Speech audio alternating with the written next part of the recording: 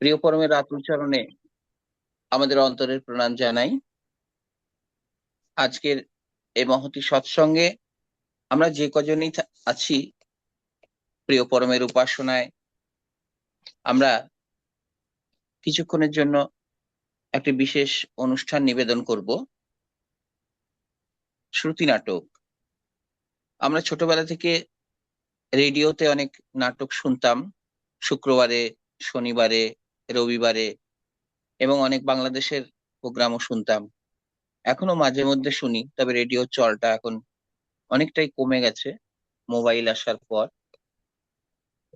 সেই রেডিও নাটকই পরবর্তীত রূপ হলো শ্রুতি নাটক বা কণ্ঠ নাটক।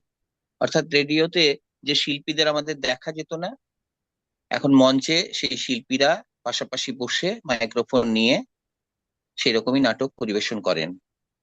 আর নাট্যকারেরা নাটক লেখেন, বাচিক শিল্পীরা সেই নাটক পরিবেশন করেন। এটাই হচ্ছে শ্রুতি নাটক ব্যাপারটা। উম নাটকটি শুরু হওয়ার সময় আমার ভিডিওটি বন্ধ অফ করে দেবো, কারণ যাতে কণ্ঠটি ভালোভাবে পৌঁছায়। সবাইকে জয়গুরু। আপনাদের সকলের অনুমতি নিয়ে, ঠাকুরের আশীর্বাদ নিয়ে আমরা আমাদের কণ্ঠনাটক, আজকের কণ্ঠনাটক শুরু করব।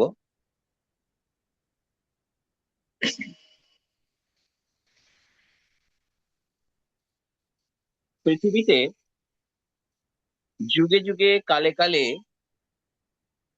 মহামানবদের আবির্ভাব ঘটে। যুগ পুরুষোত্তম এই যুগে আবির্ভূত হয়েছেন আমাদের বঙ্গভূমিতে। জন্মসূত্রে তার মাতৃভাষা বাংলা। তিনি যেসব ভাষা, তিনি যেসব বাণী দিয়েছেন বা ভক্তদের সঙ্গে কথোপকথন করেছেন, তার অধিকাংশই বাংলা ভাষায়।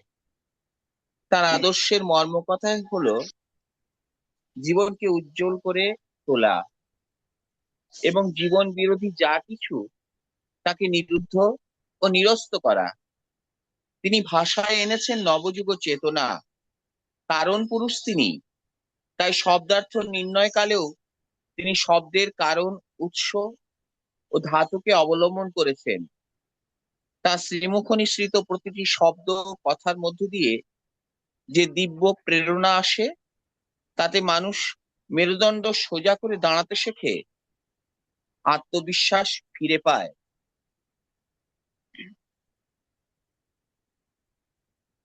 নিজের গুরুত্ব সম্বন্ধে সচেতন হয়, মনের অজ্ঞতা, অবসাদ, মিথ্যা সংস্কার দূর হয়। মানুষ বুঝতে পারে বিশ্ববিধানে কিছুই অবহেলার যোগ্য নয়। প্রিয় পরমের সাহিত্য ও দর্শনের উপর অবলম্বন করে আমাদের আজকের কণ্ঠনাটক আমরা পরিবেশিত করছি। প্রকৃতপক্ষে এটি এক ধরনের গঙ্গা জলে গঙ্গা পুজো। আজকের নাটক আশীর্বাদের মালাই ঝরুক অনুশাসনের ফুল। শ্রুতিনাট্য রূপ উমাশঙ্কর সেন। আন্তরিক কৃতজ্ঞতা ও তথ্য সংগ্রহে আমি সূত্র যেগুলি সংগ্রহ করেছি লেখনী মধ্যে দিয়ে, শ্রদ্ধেয় দিলীপ কুমার দাস, পরম শ্রদ্ধেয় দেবীপ্রসাদ মুখোপাধ্যায়ের গ্রন্থ থেকে। নাটক আশীর্বাদের মালাই স্বরূপ অনুশাসনের ফুল। প্রণাম স্বামীজি। কি চাও মা? কিছুই চাই না, শুধু আপনার আশীর্বাদটুকুই চাই। সে কি মা, তাহলে তো তুমি বড় সমস্যায় ফেললে। কেন স্বামীজি, কি সমস্যা? হ্যাঁ মা, শুধু তাই নয়, তুমি নিজেও সমস্যায় জড়িয়ে যাওয়ার রাস্তাকে সহজ করে দিলে। তার মানে কিভাবে স্বামীজি? হ্যাঁ মা, তুমি বরং টাকা চাও, সোনা দানা চাও, তবু আশীর্বাদ চেও না আমার কাছে। সে কি, মানুষ মহাপুরুষদের কাছে টাকা পয়সা চায় নাকি কখনো? এ তো আমি জীবনে শুনিনি। মানুষ তাদের কাছে আশীর্বাদ চায়, এটাই তো চলে আসছে, এটাই প্রথা। না মা, তুমি ভুল করছো। ভুল করছি? আপনি স্বামীজি না অন্য কিছু? অন্য কিছু হলে কোনো সমস্যা ছিল না, স্বামীজি হয়েই তো বিপদে পড়েছি। তাহলে লোকে আপনাদের প্রণামই করে কেন, আর আশীর্বাদই বা চায় কেন? তারা আসলে আসল ব্যাপারটা বোঝে না বলেই চায়। আসল ব্যাপার? কেন? আশীর্বাদে কি আছে?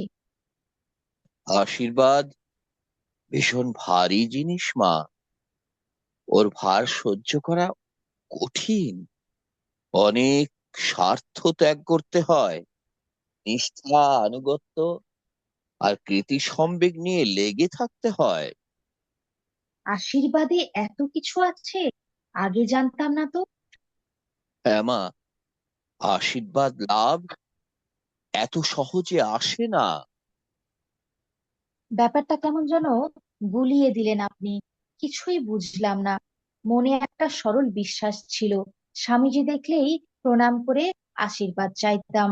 তার দুটি হাত শুধু মাথার উপরে রাখতেন, ভাবতাম তার আশীর্বাদ আমার মাথায় রয়েছে।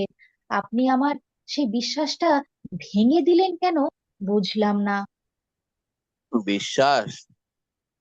আচ্ছা মা, এই অন্ধ বিশ্বাসটা হলো কি করে? তুমি কি কোনো শাস্ত্র পড়েছিলে? না স্বামীজি, সবাই করতো, মানতো, আমিও সেই ভুলের স্রোতে ভেসেছিলাম।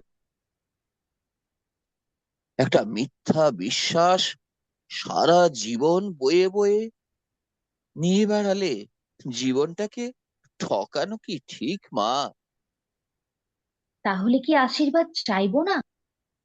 আশীর্বাদ যদি চাইতেই হয় তবে বুঝে চাওয়াই ভালো, এবং তাকে গ্রহণের জন্য তৈরি থাকা চাই, তবেই সেই আশীর্বাদ কাজে লাগবে।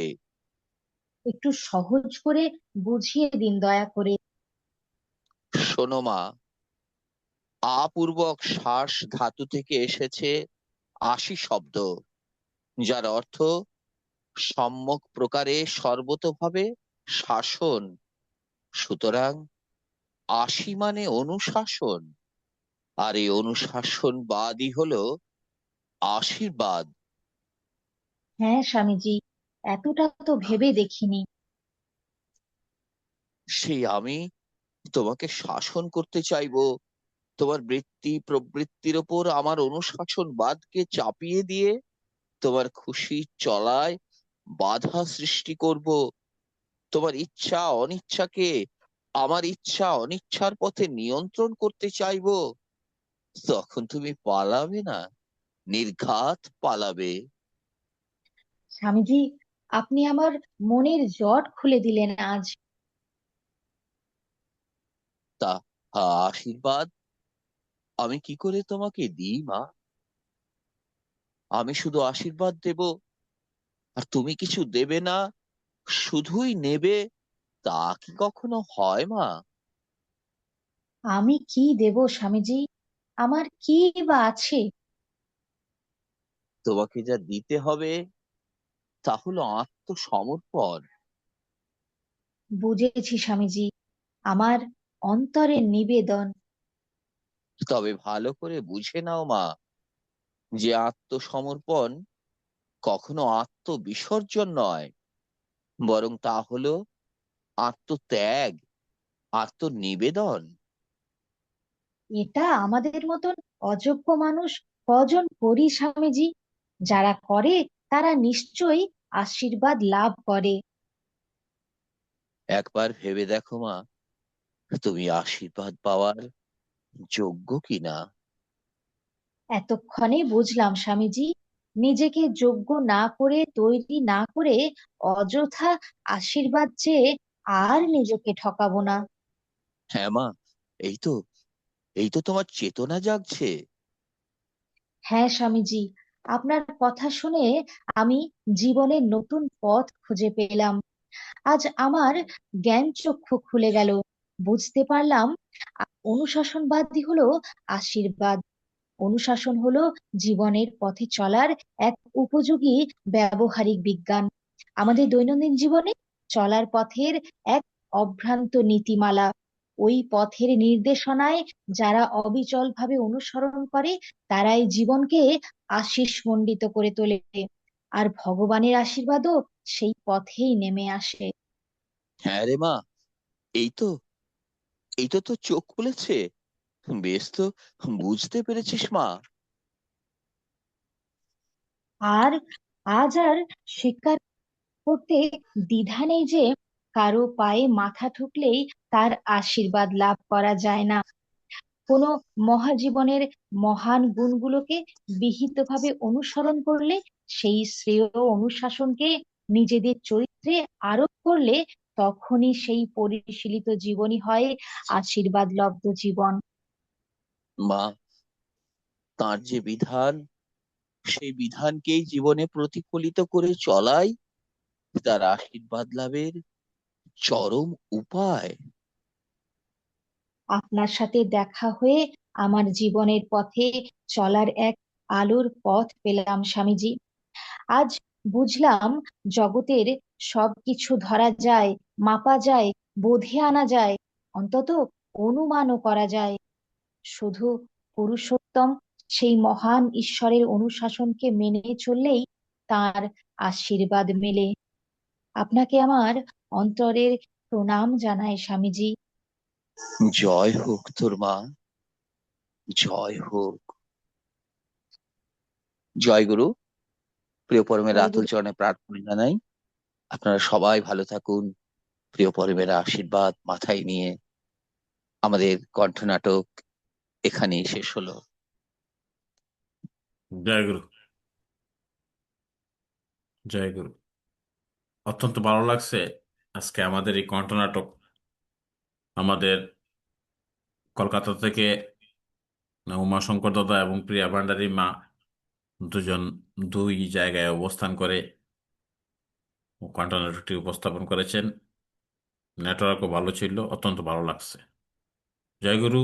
এ ধরনের উপস্থাপনা আমরা আরো উম, সামনের দিকে আহ, হবে এই আশা রাখছি।